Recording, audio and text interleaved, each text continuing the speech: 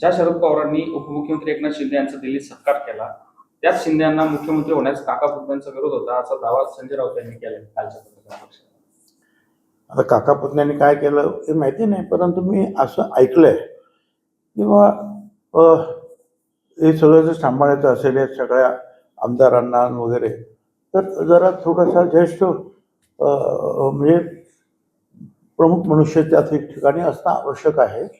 आणि हे खरंच आहे ना, त्या मंत्रिमंडळामध्ये अनेक जे आहेत आमच्या बाजूचे सिनियर लोक होते काय, आणि त्या मनाने एकनाथराव शिंदे खरोखर त्यावेळेला ज्युनियर होते. आता माझ्यासारखा मनुष्य मी 91 पासून मंत्री आहे.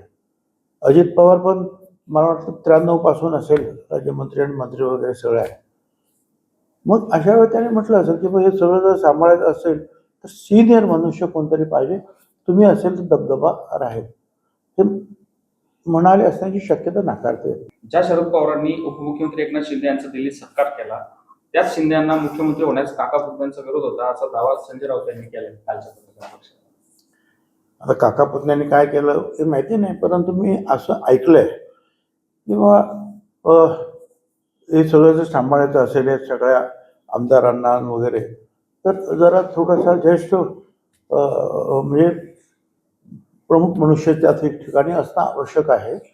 आणि हे खरंच आहे ना, त्या मंत्रिमंडळामध्ये अनेक जे आहेत आमच्या बाजूचे सिनियर लोक होते काय, आणि त्या मनाने एकनाथराव शिंदे खरोखर त्यावेळेला ज्युनियर होते.